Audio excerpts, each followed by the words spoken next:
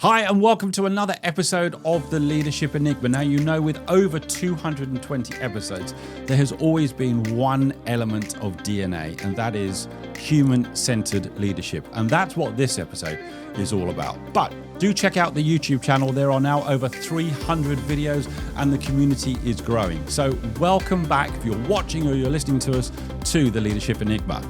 Now, my next guest is a wonderful lady who has flown in specially, well, I'm going to say that, to be with us in the studio to talk about her role as a senior leader and her role as a human-centered leader and a leader in science, but also a leader for the people.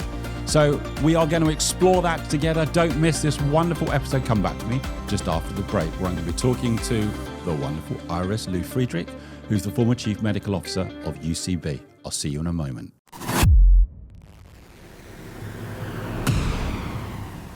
Hi, I'm Adam Pacifico, and welcome to the Leadership Enigma, a world-ranked, award-winning podcast that's insatiably curious as regards what leaders do, how they do it, and importantly, why. We'll delve into the human doing, but even deeper into the human being and the power of human-centered leadership to drive sustainable change. So whether you're an entrepreneur, business owner, corporate executive, each week we speak to global experts, academics, rising stars, ambitious upstarts and disruptors, as together we will discover that success leaves clues.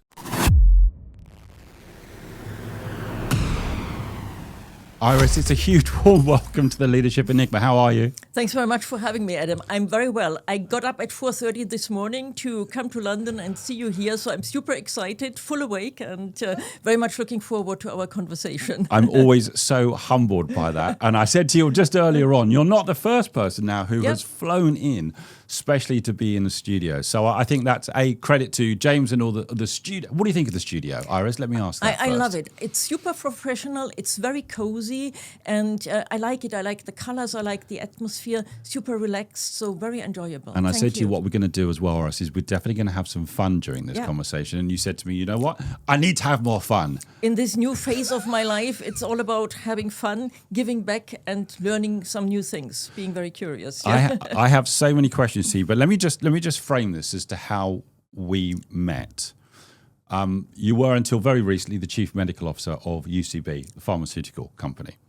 And I have had the pleasure of working with that organization in about the last 9 years. And it's been a very special relationship, actually. And I say that to the business. I was working with a number of senior leaders when we were in Belgium. And they know I talk passionately about human-centered leadership. And as we were all sat there on the comfortable sofas in the evening, one and then many said to me, you need to talk to Iris.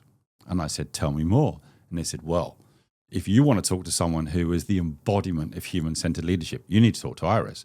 And then the next person said, oh, are you talking about Iris? And they said, yeah.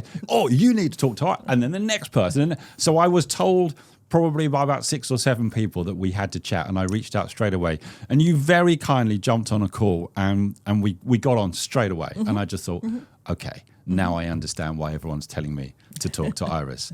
So they hold you in very, very high regard as a senior leader who is deeply, deeply human. How does that feel to kind of hear that feedback from the people who are still in that business? Very humbling, to be honest, right? Because, of course, I know them all, and I'm almost inclined to say I love them all, but in the most professional sense. And we've come a long way together. With some I've been working for many years, with some only shortly. And I'm a deep believer that an organization is an enabler for people, right? An enabler to allow people to spread their wings, to maximize their impact, to unfold their talent. And all of them whom you have met are amazing talent and are wonderful people and have created fantastic successes. And I just feel very fortunate and very privileged and very honored having been with them, and listening to that feedback is very touching and very humbling. Yeah. It means you've had a significant impact and you are a significant role model to so many people, which I want to tell you because I think it's wonderful feedback. And as I say, this is an organization that I'm passionate about. But I also say I like to go backwards to go forwards, because I want to allow you to tell the story of how you evolved into a physician and into the role which you've just very recently stepped down from. Take me back now to when you were just a little girl, and tell me a little bit about mum and dad, because I always think the clues are in that background. Yeah, taking you back means a long journey back by now. You and me alike, so that's okay. Yeah. So mom and dad, much loved and wonderful parents. And I'm their only child, and I think that's an important topic. Right. I have no siblings, no experience with how it is to live with siblings. I am born 15 years after the end of the war, so this was classical Germany in the post-war area. My father was a war veteran and worked in the administration in one of the German states. And my mom was a teenager when the war ended, and for sure was a very intelligent, bright and brilliant lady who had missed educational opportunities during the war. And so there was a lot of care and projection into me to ensure that I maximize my opportunities. Right. I remember an episode when I was maybe 8 or 9 when I joined my mom in the kitchen and said, teach me cooking and can I help you? And she said, you get out of here, because if you stay now in the kitchen, you will spend the rest of your life there. Wow. And so she sent me out and she said, study, read a book, do something, but don't stay in the kitchen. And I think she has been right. I can't cook until now, so that has been something I've never managed to acquire. But I think she was right to send me back to study, and that has been the foundation of my professional life and career. But I think it was driven by her experience that without education, without the opportunity of significant education, no matter how intelligent and bright and hardworking you are, it limits your opportunities. Right. Yeah. So this is post-war Germany. So this the experiences that they've had, and again, I'm hearing a huge huge shout out for care. Your mother actually saying, "Hang on, I care for your journey, for what you're about to do." And you were first generation university, is that correct? Yeah, that's correct. None of my parents was at university. My father, as I said, worked in the administration in one of the states in Germany. And he inadvertently taught me about my difficulties with routine, because when you work in the German administration back then, you had very clearly defined working hours. As a dad, he was incredibly predictable, because he would always be home at the same time. He would always honor his time commitment. So wonderful, right? But for me, when I was a child, it was just amazing, and I enjoyed it without really recognizing what was behind it. When I was a teenager, it became quite scary, because you get this feeling, he knows exactly what he will do in 10 years from now. Right. And yes, that's predictable. Yes, that's reliable. But where's the adventure? Where's the creativity? Where's kind of the unforeseeable and unpredictable? So he has coined me in a very positive way by being a very present and really wonderful dad, but also making me think about routine. And I've avoided routine in all of my professional life. And yes, I was the first going to university. Yes. And I knew very early that I wanted to become a physician. And tell me how you knew that so early. Yeah, I think it was quite subconscious, right? I can explain it now in hindsight, but back then it was a mix of I love people, and back then it was friends and parents and family. And I'm very enthusiastic about science. So science has been with me. I had chosen biology and chemistry as major subjects at high school. So science was important. And for me, again, back then subconsciously, now very consciously, medicine was the combination of my interest in people and my passion for science, because that's where it comes together, right? Using science for the improvement of quality of life of people. Wow. So that's an interesting journey. So what did you do? You qualified as a physician? Did you actually practice?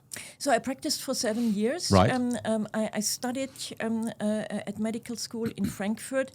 I did my thesis at the Max Planck Institute for Biophysics. Yes. Because there was a moment when I was trying to understand, is my passion more on the science or more on the people side? And what I'm trying to do when I have these big questions in my mind, I'm trying to immerse myself into the subject to just find out by practical experience. Yes. And so in my doctoral thesis at the Max Planck Institute, I worked on the transport system of a very specific ion in a very specific membrane of a very specific cell of the kidney. And I loved the dedicated scientists that I met there, but it was really kind of working on the microcosm of a microcosm. Okay. And I realized that that was not for me. That was not how I would want to spend my life. My life is more with people, engaging with people, working for people, helping people.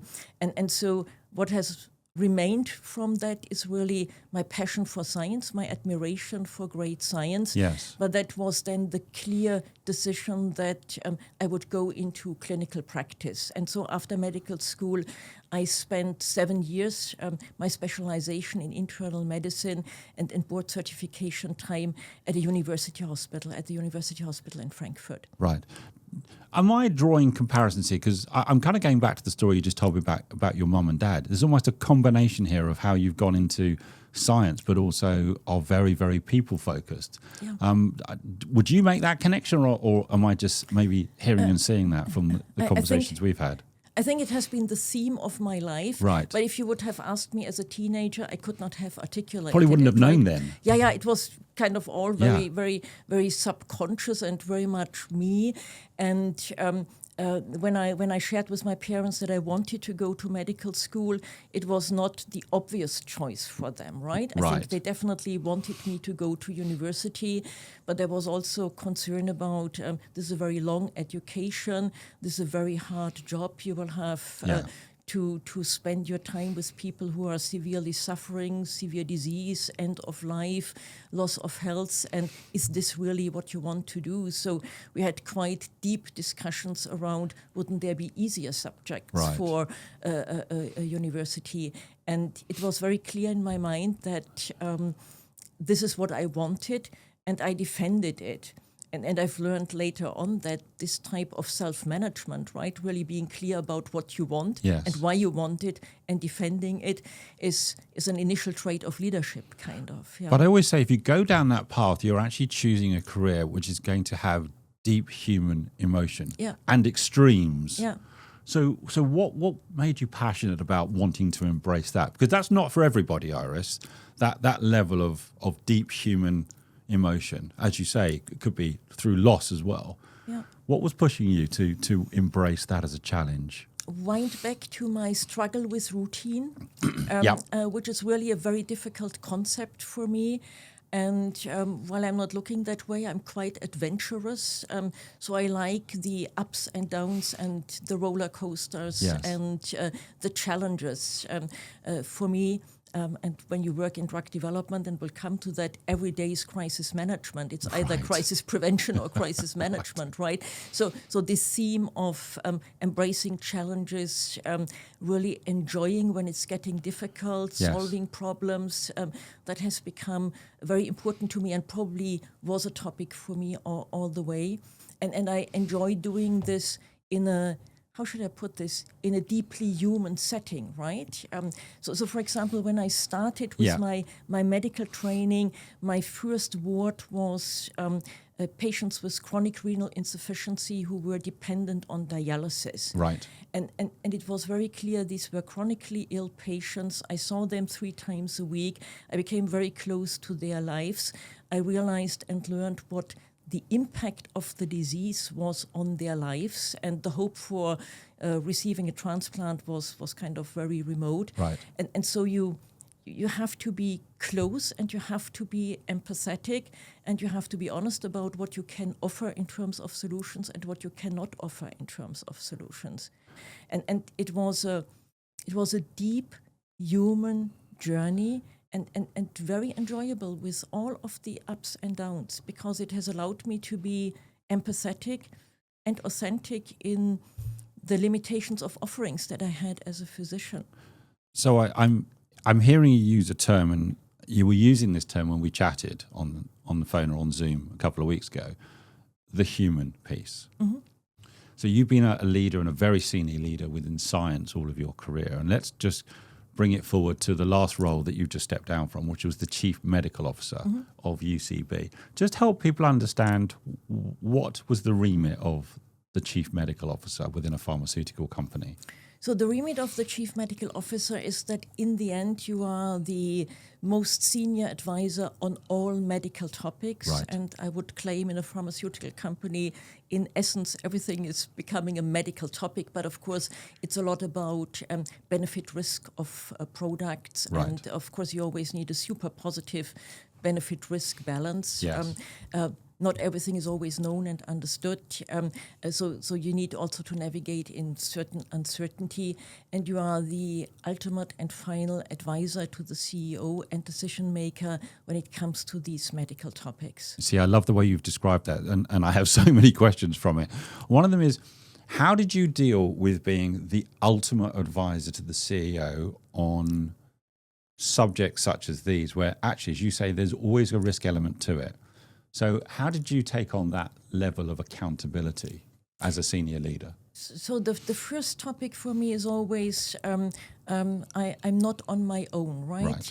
I love teamwork. I love building strong teams. Yes. And I've always been surrounded by amazing people. You have met the wonderful people in UCB. I have. I've always been surrounded by amazing people who are deeply committed, deeply caring, enormous experts in their field, coming Yes. with tremendous experience, really being collaborative. And I think we had an atmosphere of very great psychological safety. So Right. people So really important. spoke their mind and were daring to ask the critical questions. Yes. And if you are surrounded in an atmosphere of safety by people like this, you can have very deep and very open discussions that also put the limits out, right? Yeah. What do we know? What do we not know? Have we asked all of the relevant questions? Yeah. And then I think it's with this support and with this very wonderful teamwork, you in the end say, at this moment in time, based on all of the data that we have, based on everything that we know, Yes. this is the right decision to take. So, you might know different things 2 years down the road, and you might be But at wiser. this point in but time- at this point in time, this is the decision to take. And what I've learned, and what's very important and near and dear to my heart, is you need to take decisions based on uncertainty, because not taking a decision means also that you are taking a decision. well, there's a risk to no decision as Yeah. well. And that Yeah. was my next question. So how did you navigate uncertainty? Because we are in a very, very strange world right now. I had Tom Stevenson, who's a financial economist, who was sat in the studio, and we were talking about everything from all the geopolitical issues that we can't control, but deep uncertainty for leaders and organizations. So how did you navigate or sit with the uncertainty that must have always surrounded the ultimate decision? Because you say you don't know everything, but you know so much to a point. How did you sit comfortably with that, Iris? I'm not sure that you always and ever sit comfortably Yeah. with it, right? But I think I've learned early in my professional life that there is no complete certainty. I've also learned that there's no perfection. And as I matured, I've also learned that perfection is not even desirable, right? You really don't want it, yeah? And that has encouraged me to take decisions in uncertainty and with a certain ambiguity, but be clear in the decision and what has driven it and what were the facts it was based on. Yeah. And I think I have taken many good decisions. Not every decision was the one I would have taken in hindsight, but I've taken many good decisions.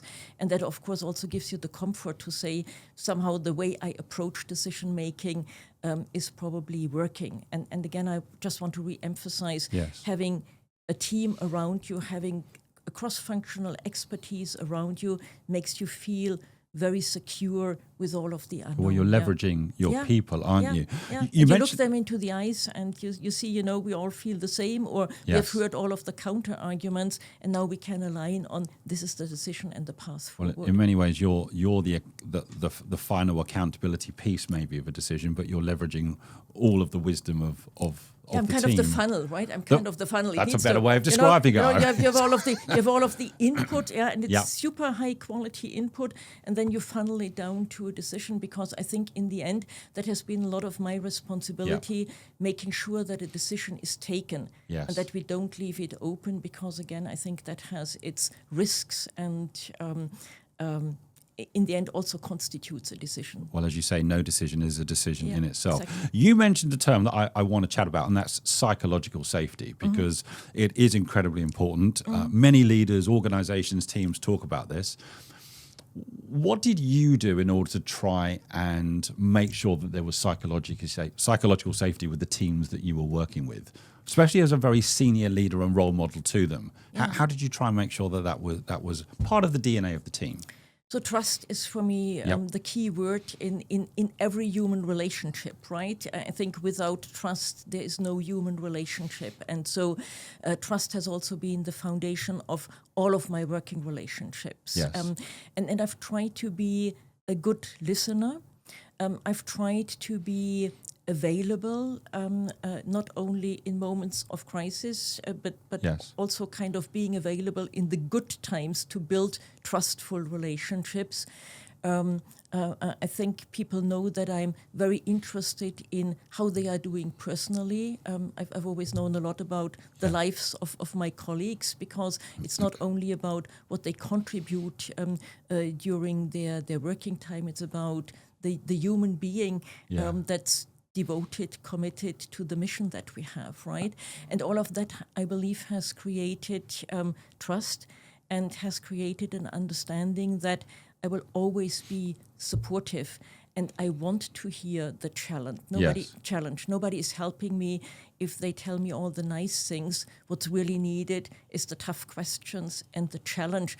And I think I've tried to create an experience where people see I take challenge very well and see it as an enrichment and as an opportunity to do better.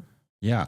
I love this. And one of my guests, John Amici, who is a psychologist in this country, former NBA player, he said to me, leadership is energy expensive. I love that as a phrase, because what you're describing to me is not just a technical leader, but you actually made sure you had time to connect with people at a deeply human level.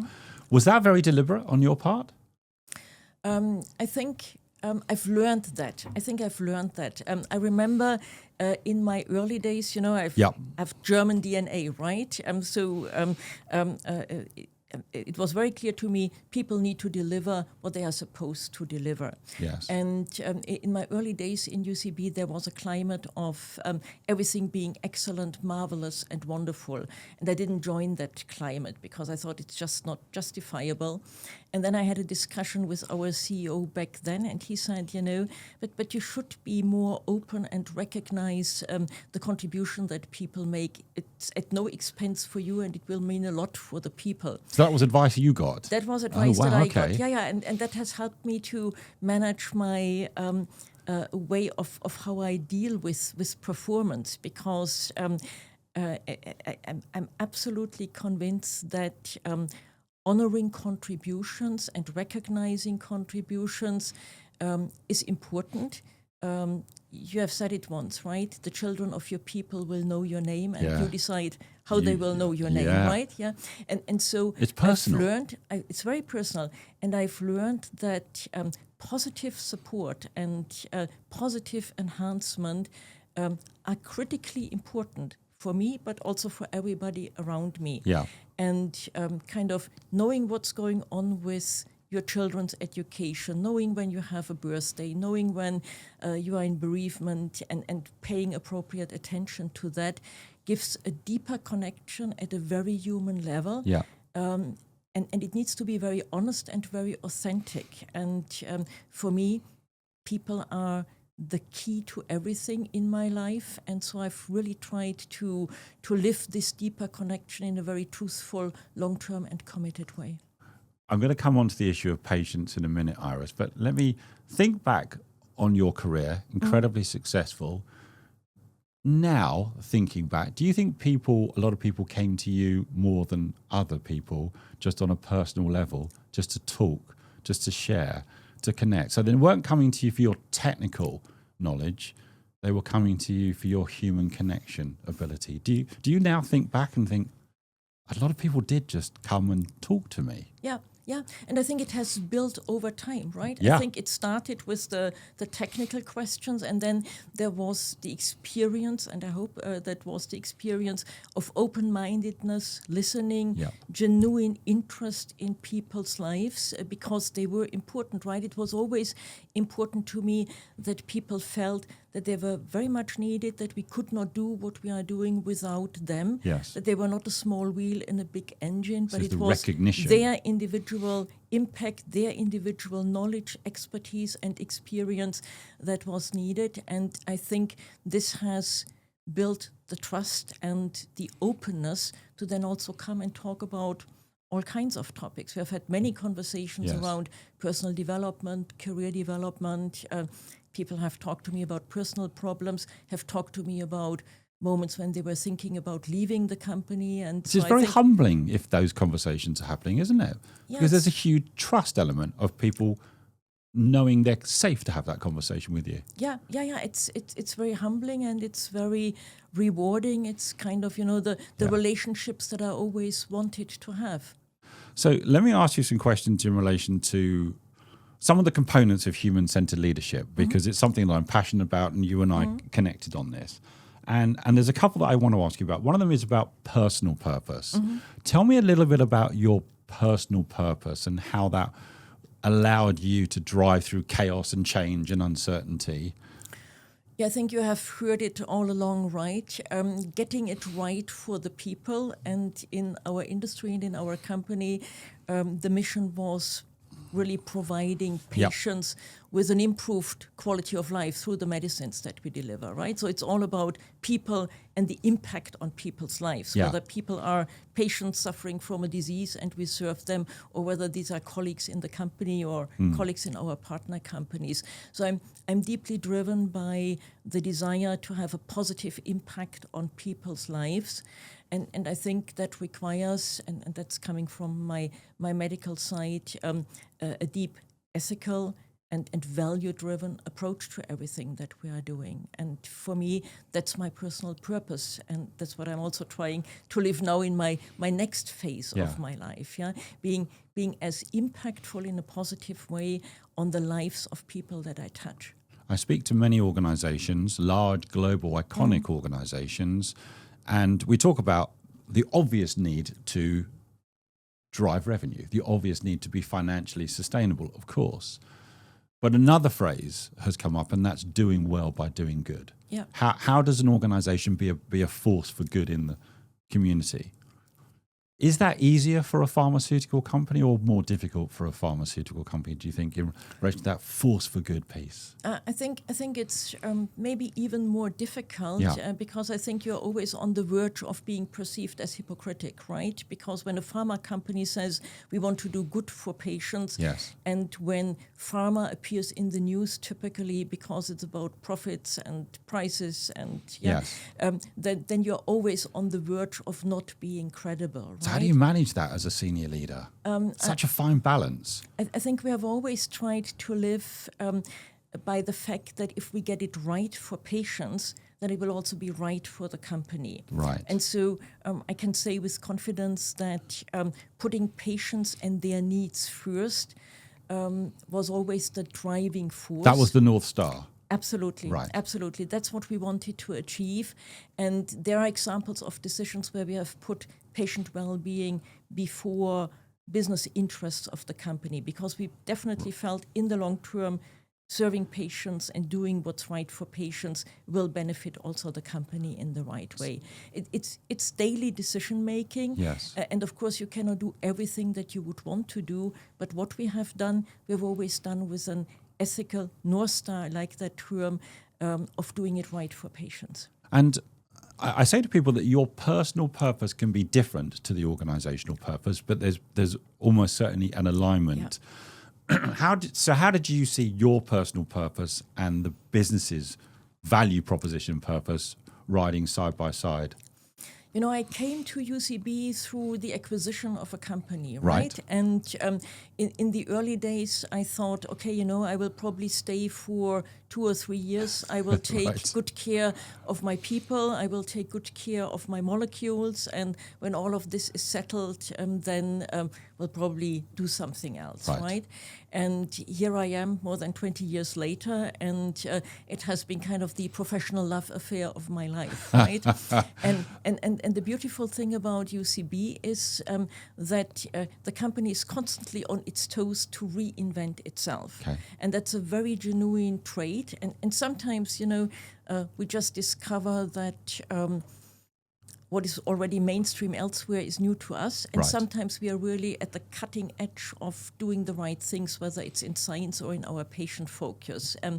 And being able to be a driving force of that and being able to kind of help direct this energy of reinventing itself and Yes. doing the right thing for patients has been a wonderful and quite amazing opportunity. I'm very soon going to be at a CEO event, so a very senior leader event, and you've been in that role for many years as a senior leader. One of the challenges that people talk about is becoming more enterprise. Mm-hmm. And so that's coming, if you think about T-shaped leadership, is how do you move from the deep specialist and the expert, especially in something like medicine, pharmaceuticals, how do you get up and out of what you are known to be good at and start to become more enterprise-led? How did you manage that, where you move away from what you know you're good at and you're known for to now being able to see right across all of the moving parts of the business? How did you make that journey? I think there's an element of genuine curiosity Right. and trying to understand, you know, this is kind of my remit and what's left and what's right and where is it coming from and where is it going and Yeah. what's the bigger context. And I think in our industry, you cannot act without the bigger context, right? When we're developing medicines, we are developing them with the intent to be super well differentiated so that there's access for patients. So there's a whole kind of political and societal aspect to it. So one thing is really being curious about what's the context in which I operate, because I believe then you operate in a better way and take better decisions. I think the other element is, of course, also leaders who stretch you into new responsibilities, Right. so that you are kind of forced to have one leg in your comfort zone, but Yeah. put the other leg outside Comfortably of your comfort zone. uncomfortable at times, Exactly. right?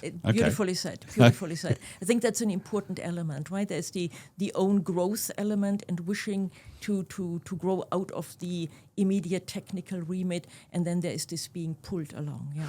There's another challenge that a lot of leaders still talk about, and that's the ability to do two things at once: exploit high performance day to day to Yeah. keep the business sustainable, but also at a senior level to be able to explore long into the distance, perhaps trying to see both opportunity and challenge as yet not even identifiable. And we know things are changing. How did you balance the ability to exploit high performance day to day and support the business and the people, but also be able to horizon scan and look out to the bigger ecosystem? How did you balance that, if you were able to balance that? Yeah, I'm never sure that, you know, I got the balance right. And I think, you know, leadership is also the ability to fly high at a certain altitude, Yeah. but to dive deep when it's needed, Okay. right? So you need to be able to combine the two, and you cannot get stuck in the details, and you cannot get stuck at high altitude. For me, one of the recipes that worked very well is having a strong team around you. Right. I've always had wonderful teams of strong leaders, and then you can trust, and people will take care of the day-to-day performance and will make sure that the day-to-day business continues to evolve towards innovation, but is also handled very seriously. And that gives you the free space to kind of think broader. And I had the opportunity and privilege to represent the company at industry consortia, to participate in broader industry efforts. So that has helped a lot to also shape the environment to a certain extent. And what I'm seeing now in this different and new phase of my life, there's even broader connectivity by kind of, seeing what's coming here from young entrepreneurs and what are the needs in the industry and connecting the right dots. Yeah, so it's an evolution that continues. In relation to that enterprise leadership piece, we sometimes hear the phrase, move from the dance floor to the balcony, and try and get that helicopter view of what's going on. But again, sometimes it's challenging, isn't it? Because you're still at times relied on for your expertise, your wisdom, your knowledge, and your experience within the detail. Yeah, it is the, get up to the balcony and back to the dance floor and up to the balcony, right? It's kind of the strategic altitude and the deep into the details. And this needs to be balanced. And it's not kind of a 50-50 balance. It's being in the right sphere at the right moment in time, because there's moments when you have to problem solve. We had interesting, challenging moments with FDA, and those moments could last for several months. I can imagine. Then you're really kind of deep down, and there's not much time left for strategic sphere. And then there's moments when you set time aside because there's a strategic plan discussion, or you discuss the long-term future, and then you really stay in that sphere, and then you read a lot, and then you have a lot of conversations with leaders in the industry and try to connect dots that have not been connected before. Iris, you're very thoughtful in relation to your impact as a leader, your impact as a human being. Where did that self-awareness come from, do you think? That's an interesting question. I'm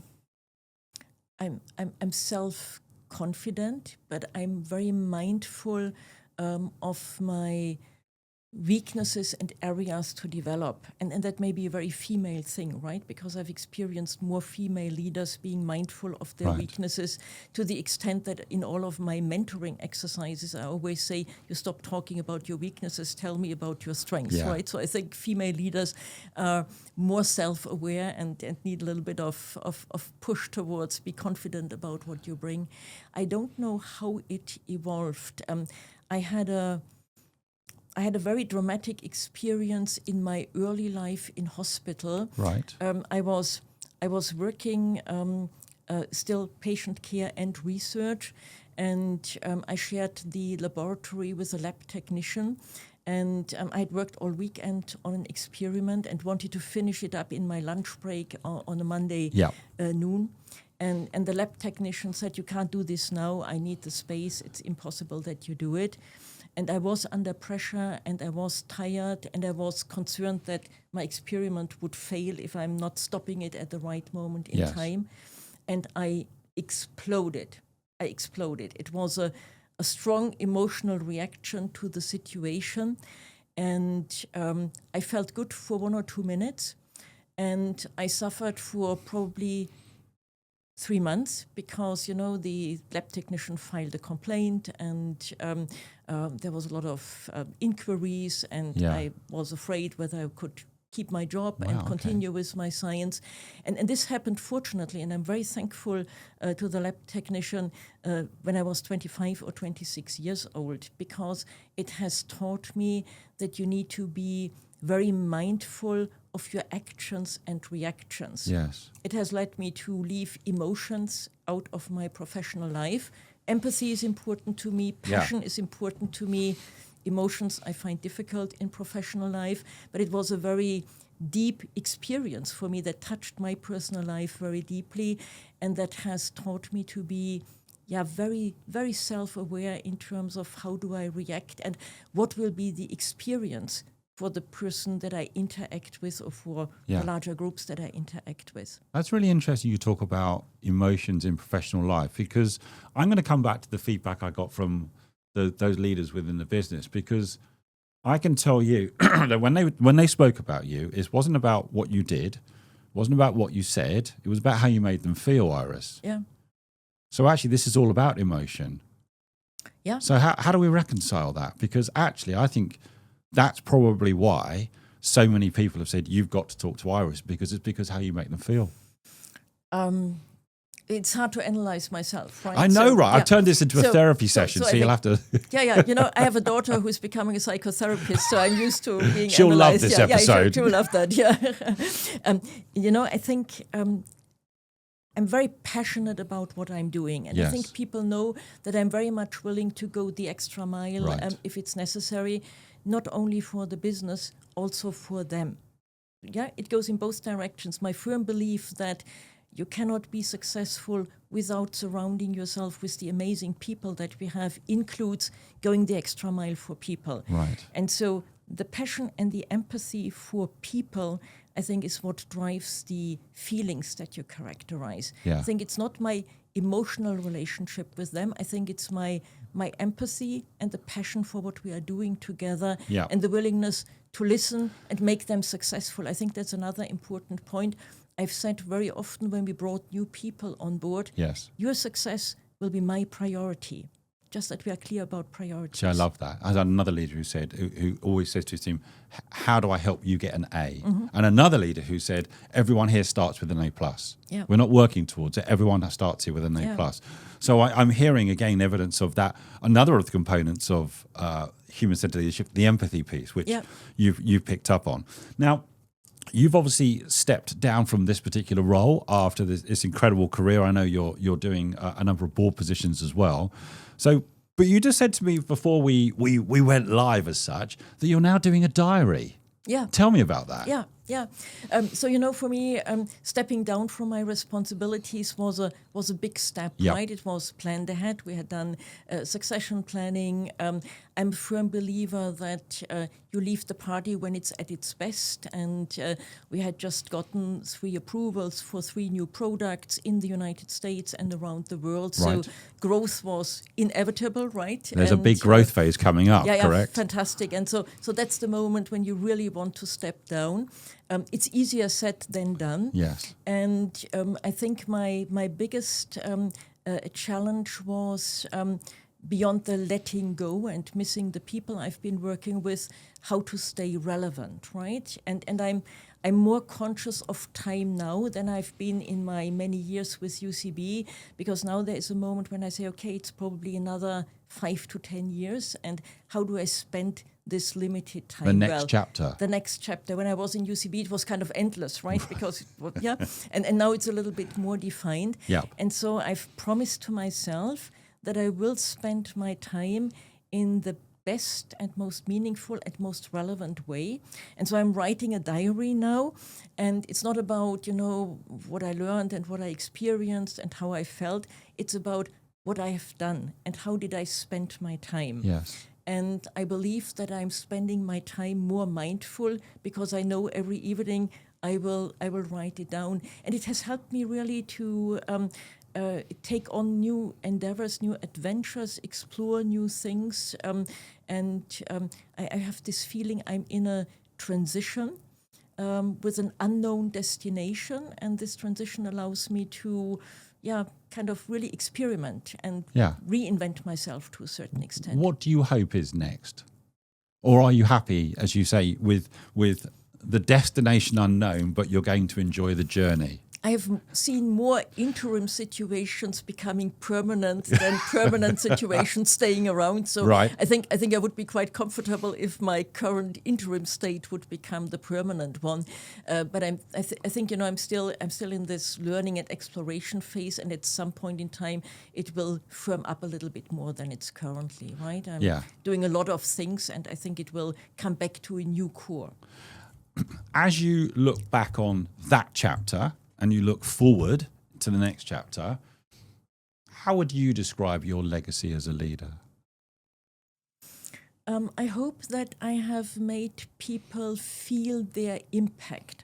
I believe the topic of relevance, as we were talking about it, is important for everyone. Everyone wants to be part of something big. Everyone wants to talk to their family, children and grandchildren about, this is what I have been part of. Yes. And I hope that many people whose lives I've touched in the company and patients can say, I've been part of something big, doing the right thing, or I've experienced an improvement in my quality of life. Yeah. And I remember you said to me when I originally made some notes that you were very proud and humbled that you were handing it over to the next guard. Mm-hmm. How does that make you feel now that you've done all of this incredible work, but now it must be handed over and trusted to the next team, individual, to take things forward? Yeah, it's an ambivalent feeling, to be honest, because there's the pain of letting go, right? Because if I would be a worse leader than I'm trying to be, I would have just continued on, right? And there is this clear intellectual recognition. This is a perfect moment to let go after all these years. But there's the emotional piece that says, I'm really sad to let go, right? Yeah. And there's a feeling of, well done, it was the right moment in time. And that's important to me because I had seen back in my time in hospital how difficult it can be if the chiefs of department do not do succession planning, do not step down at the right point in time. Yes. And what a negative impact that can have on departments, clinics, and so forth. So I'm kind of have this sense of accomplishment, kind of, well done, right moment in time, properly done. Yeah.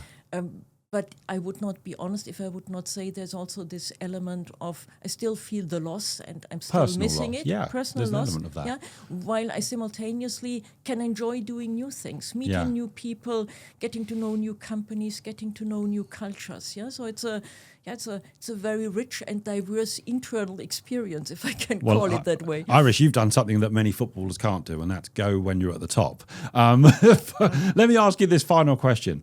With such an incredible career, is there a standout piece of leadership advice that you've ever given or received?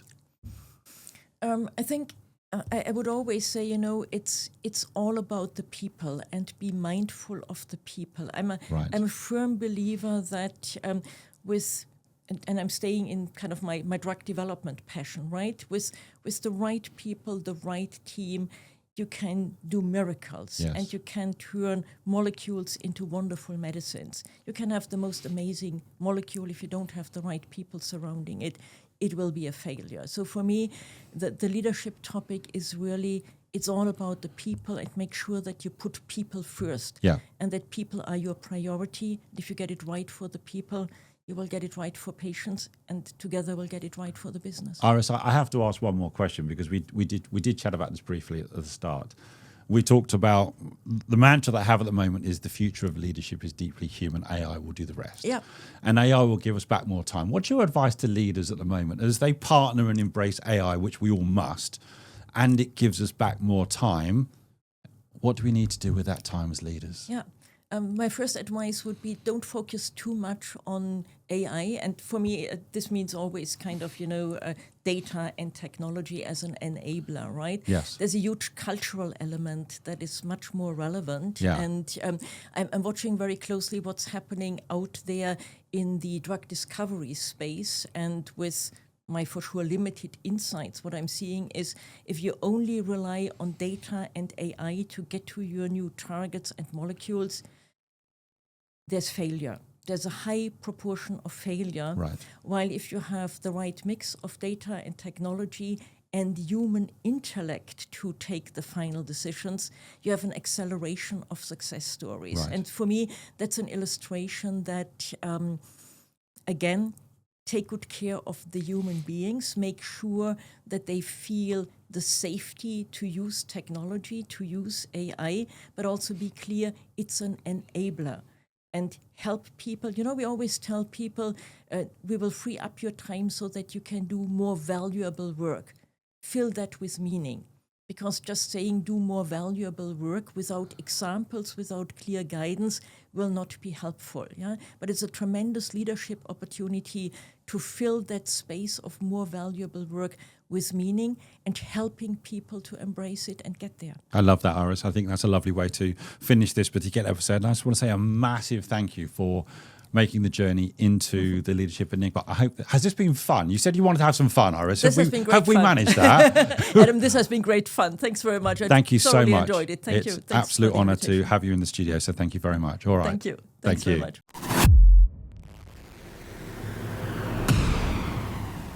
Join us again next week for more curiosity and insight with the Leadership Enigma.